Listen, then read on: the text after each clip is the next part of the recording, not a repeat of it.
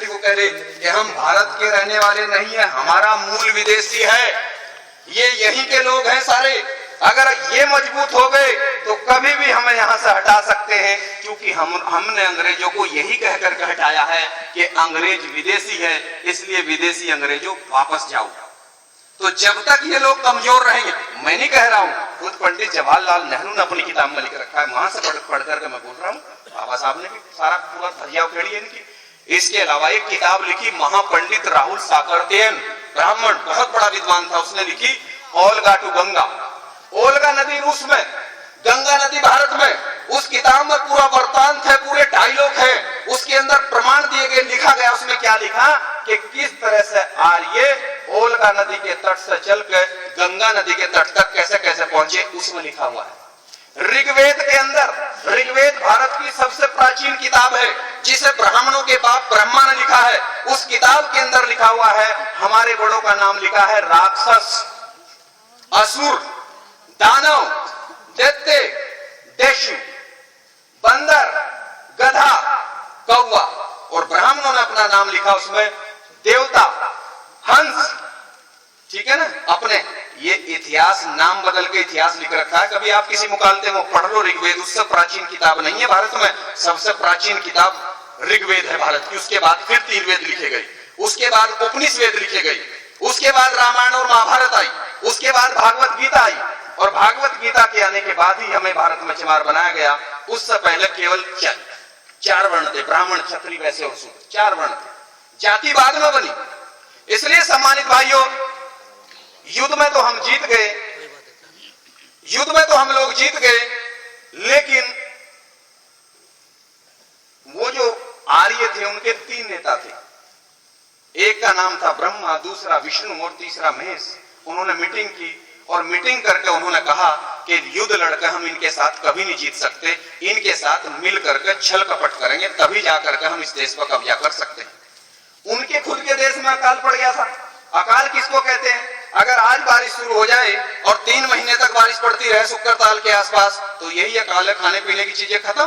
तो उनके देश में अकाल पड़ गया, औरतें, आदमी, बच्चे सब मरने लगे, तो वो भारत की तरफ चले। उन्हें पता था कि इस देश से सीधा आदमी कहीं का नहीं। इसलिए सम्मानित भाइयों, उन्होंने कहा कि भाई इनके साथ मिलकर होगा काम, ऐसे नहीं चलेगा। तो वो लगभग 5-6 हजार लोग आए थे घोड़ों पर बैठ करके, और उनके साथ मुश्किल से 40-50 लड़कियां थी, और उन लड़कियों में सबसे सुंदर लड़की थी पार्वती।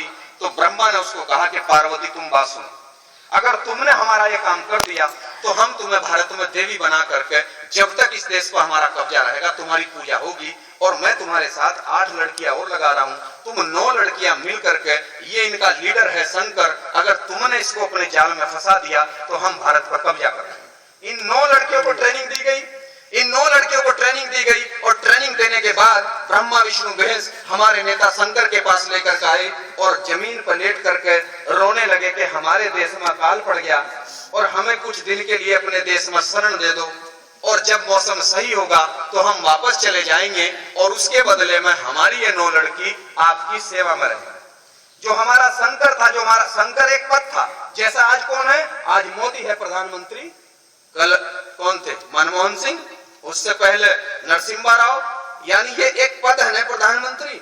तो उस समय हमारा द्रविड़ संस्कृति में, सिंधु घाटी की सभ्यता में हमारा एक पद था शंकर। शंकर कोई एक आदमी था, हमने वो नेता चुन रखा था अपना, वो था। अगर दिक्कत होगी तो फिर दूसरा बना लेते थे। तो उसने कहा भाई ठीक है, चलो मैं आपको टाइम दे रहा हूँ, 6 महीने भारत में रह लो, जब मौसम सही होगा वापस जाना पड़ेगा। तो वो जो 9 लड़कियां थी, वो घूमने के बहाने सिंधु घाटी के बॉर्डर से हटाकर, उन्हें अफगानिस्तान से हटाकर चीन के बॉर्डर की तरफ लेकर आई घूमने के बहाने, और उन्होंने यही हमारे पड़ोस में सारा काम हुआ। इस शहर का नाम भी लिखा महाभारत कालीन, क्योंकि कहीं आसमान में महाभारत नहीं है, सब यहीं की कहानियां हैं। हमें गुलाम यहीं आपके बराबर में बैठकर बनाया गया। चीन के बॉर्डर से पहले है हरिद्वार, और हरिद्वार के नीचे है कनखल, उसी का एक छोटा सा कस्बा, उस समय गांव रहा होगा कभी। तो वहां पार्वती ने डेरा डाल दिया शंकर के साथ, और भांग धतूरा शराब और गांजा पिला पिला करके इसको पागल कर दिया। और इस तरह से जब आर्यों को यह पता लगा कि हमारी लड़कियों ने काम सही कर दिया, तो उधर से आर्यों ने अपना घेरा डाल दिया। इस देश का नाम जम्बू द्वीप था, उन्होंने इसका नाम बदलकर तुरंत कर दिया आर्यव्रत। व्रत का मतलब होता है घेरा, यानी आर्यों ने घेरा डाल दिया। घेरा तो डलेगा ही जब जिस देश का नेता ही बेईमान उनके चक्कर में फंस गया और उनको शरण दे दी भारत में, और उसने अपने इतिहास को पढ़ने की कोशिश नहीं की, इस चक्कर में उन्होंने भारत में कब्जा कर लिया। कब्जा करने के बाद उनकी फिर मीटिंग हुई। हम लोग तो साल में एक बार आते हैं, और ये मैं आपको बता रहा हूं कि अगर आप रोजाना बैठ करके इस तरह से बात नहीं करोगे गांव-गांव में, तो 5-4 साल का समय है आपके सामने, मैं उसको रखूंगा आपके सामने। लेकिन पहले मैं ये कहानी आपको जरूर बताऊंगा, क्योंकि हमारे अनपढ़ तो छोड़ दो, जो पढ़े लिखे लोग हैं उनको समाज का पता नहीं है। उनको जिसने जो कह दिया, कोई दलित बताता है हमें, कोई हरिजन हमें बताने लगता है, कोई हमें नीच बताता है, और ब्राह्मणों ने सारी किताबों में हमें शुद्ध लिख करके नीच लिख रखे हैं। तो जब तक हम इसका विरोध नहीं करेंगे तब तक तो ये ऐसे ही चलती रहेगी परिपाटी। हम क्यों माने, देश हमारा है। हम तो इस तरह से, जब ये अंग्रेजों के खिलाफ आंदोलन चला सकते हैं तो हम इनके खिलाफ आंदोलन चलाएंगे कि देश हमारा।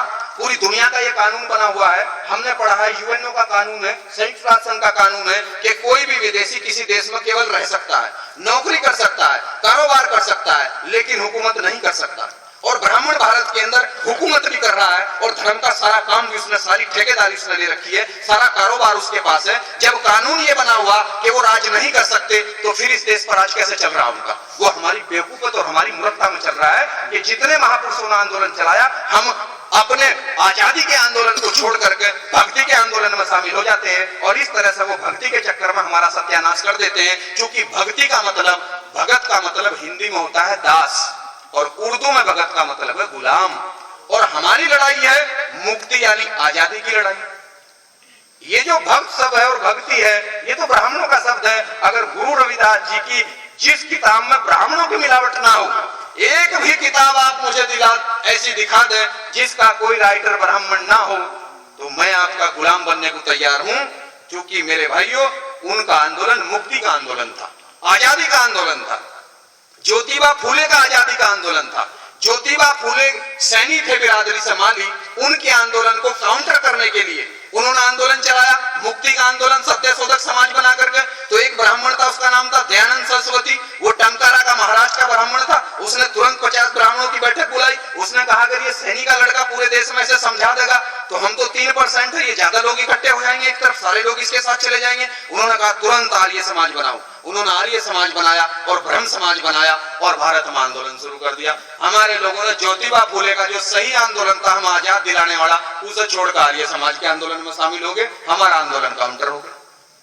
तो कितने उदाहरण मैं आपको दूं, इस तरह से हमारा आंदोलन काउंटर होता है भारत में। इसलिए सम्मानित भाइयों, उसमें क्या हुआ, उन्होंने मीटिंग की। मीटिंग करके उन्होंने कहा भाई हमारी लड़कियों ने काम तो बहुत सही कर दिया, चलो संकट तो फंसा, लेकिन इनका क्या करोगे? जो भोले, भोले का मतलब है भारत की जनता, वो हमें बोलते हैं भोला।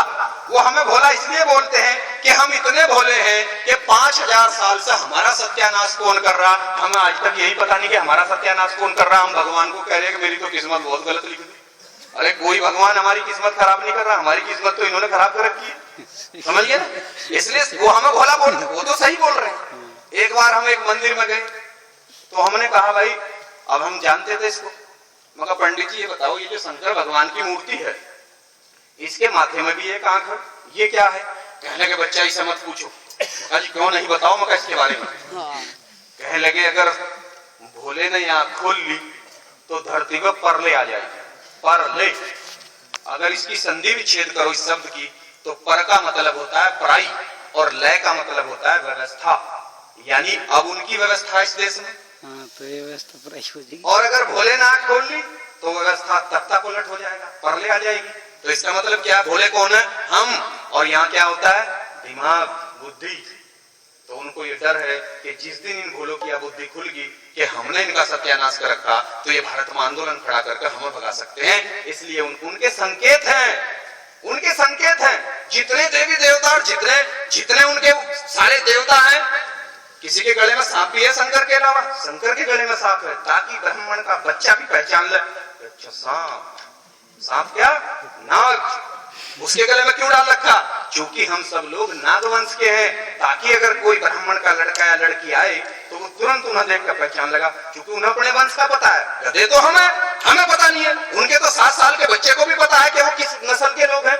उनकी नस्ल अलग है और हमारी नस्ल अलग है। वो अपने इतिहास को जानते हैं, हम अपने इतिहास को नहीं जानते।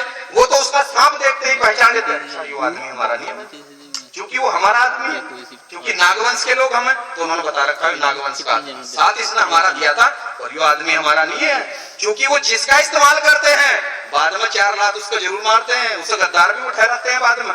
पहले साथ लेते हैं फिर उसको गद्दार ठहरा देते हैं बाद में। हनुमान जी का भी उन्होंने ऐसे ही किया था। पूंछ कितनी बड़ी लगा रखी है, पिछड़ी जाति का आदमी था, कितनी बड़ी पूंछ है। और कुछ पागल लोग क्या कहते हैं, उस जमाने में भाई पूंछ होती, अरे अगर वो बंदर था तो बंदर जो है आदमी की तरह कैसे बात कर लगा भाई? बंदर आदमी की तरह कैसे बात कर लगा? लेकिन आदमी की तरह बोलता था। और अगर उस जमाने में सभी का पूंछ होती, तो जब हनुमान जी की इतनी बड़ी पूंछ थी तो राम जी की इतनी सी होनी चाहिए, होनी तो चाहिए थी। तो ये तो हमारा बना रखा है, इन्होंने बहुत अच्छे वाला बना रखा है। इसलिए सम्मानित भाइयों, उन्होंने ब्रह्मा ने कहा कि इनका इलाज भूलों का मैं करूंगा, और ब्रह्मा बैठ के लिख कर लेकर के कलम, और कलम के मामले में ये कसाई है। बाबा साहब ने लिखा है, बाबा साहब ने लिखा है कि ब्राह्मण चेहरे से भोला होता है लेकिन दिल से कसाई होता है। और जब वो कलम उठाता है, अंग्रेजों ने भी लिखा है, W.B. जॉर्ज अंग्रेज ने लिखा है कि जब ब्राह्मण कलम उठाता है तो वो उससे लोगों को अधिकार वंचित करता है, वो सबको अधिकार से महरूम करता है, वो किसी को अधिकार नहीं देना चाहता, अधिकार वो अपने पास रखना चाहता है, बाकी सबको वो गुलाम बनाकर रखना चाहता है। जब भी वो कलम उठाता है, तो ब्रह्मा ने कलम उठाई और कलम उठा करके उसने लिखा ऋग्वेद, और ऋग्वेद लिख करके उसने कहा पूरे देश में ढूंढी पिटी कि भाई यह किताब भगवान ने लिखी है। अब भगवान कौन? हम समझ रहे कि भगवान ब्रह्मा, ब्रह्मा उनका बाप था, उनका नेता था, जैसा हमारा नेता शंकर था उनका नेता वो था।